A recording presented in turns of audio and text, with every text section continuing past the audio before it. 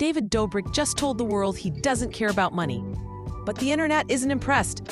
Actually, it's the exact opposite. People are calling him out for being painfully out of touch, wildly hypocritical, and possibly shading his best friend all in one breath. On a recent episode of The Views podcast, David clashed with Jason Nash over something simple: getting paid. But what started as a joke about a missing check quickly spiraled into a full-blown conversation about privilege, ego, and the real reason David stopped vlogging. And if you thought the fans were gonna let it slide, not a chance. Let's unpack how David's attempt at being deep may have exposed the biggest disconnect between him and the audience that built his empire. It started with a paycheck. Jason Nash asked a reasonable question: where's the money from our podcast? The check was late. So he followed up with their contact at the ad agency, like any adult would. But David, he laughed. He turned the whole thing into a bit. Instead of backing Jason up, he mocked him for caring too much about money. And when Jason pushed David to call the agency himself, David didn't even know who to call. David, I want you to stand up with me today. See, I knew it was like a money thing for you. I want you to call the agency right now. I want you to call Rhett and see where it is. Who's Rhett? Rhett is our contact at the agency. All right, give me the phone. Okay.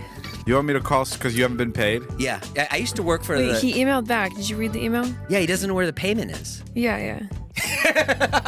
But like, Rhett is, first of all, he's just a poor assistant that works at we should not call and harass. He had no idea who their point of contact was. That right there said a lot. Jason was frustrated. David was amused. And just like that, the conversation shifted into something much deeper and more uncomfortable.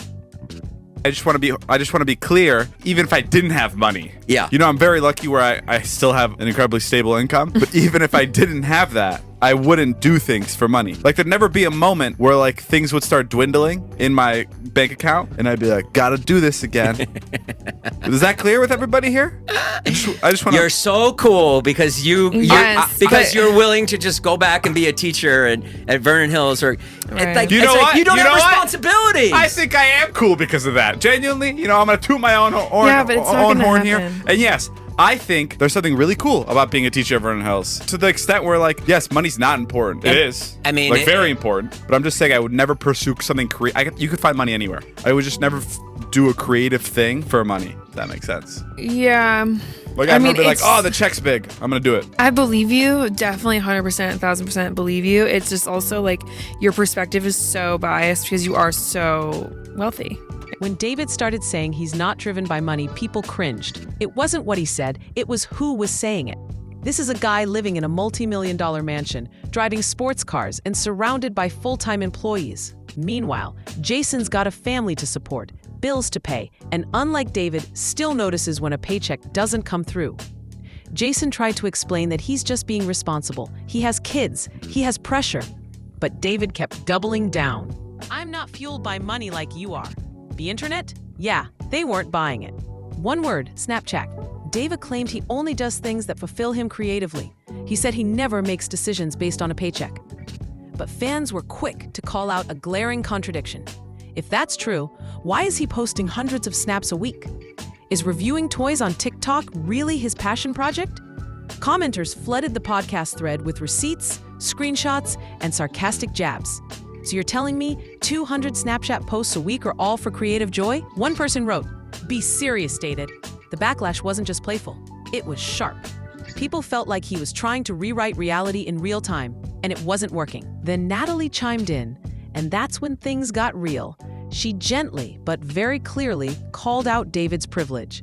"You're kind of biased," she said, pointing out that someone with millions in the bank doesn't get to say how they'd behave if they had nothing. Because David has never had to make choices under financial stress. He doesn't know what it's like to need a job to survive.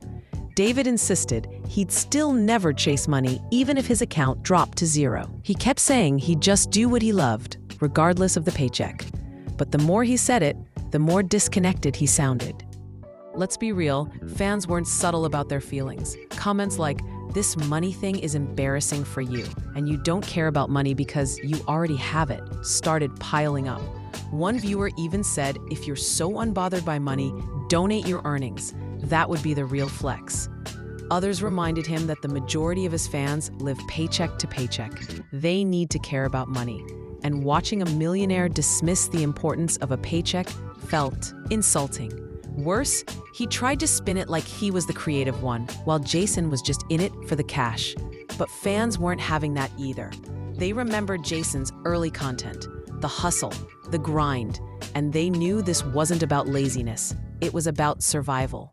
What stung the most for longtime fans was how David seemed to talk down to Jason. Like he was the one chasing creativity and Jason was just chasing bills. But people were quick to point out that Jason was the one who kept things alive during the dark times. He kept posting, he kept creating, while David disappeared and only popped out for ad deals. Some even argued that Jason is more creative than David at this point. He's still experimenting, still filming, still hungry. And now he's being shaded for it. Not cool. In the same podcast episode, David dropped another bomb. Vlogs are done. Okay, so not obviously, but I don't think the vlogs are ever coming back. Like, I don't think, fuck. I don't think, Thought that's what this was.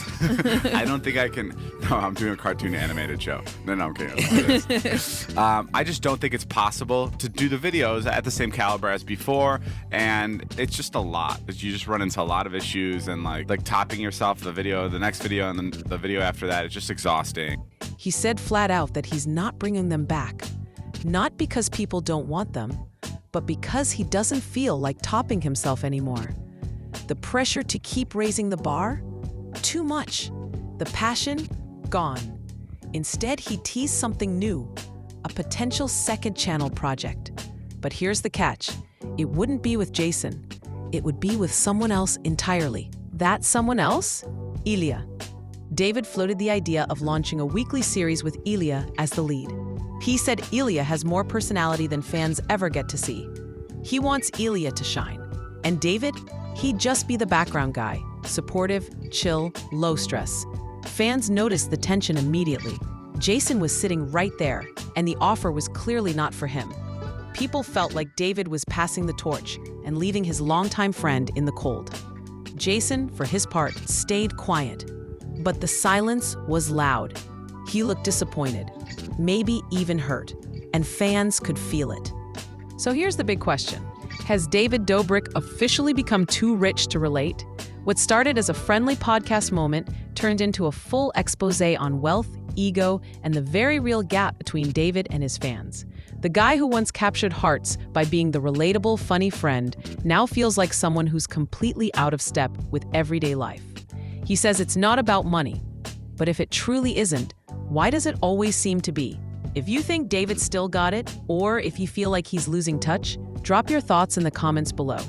Don't forget to like, subscribe, and turn on that notification bell so you don't miss what's coming next.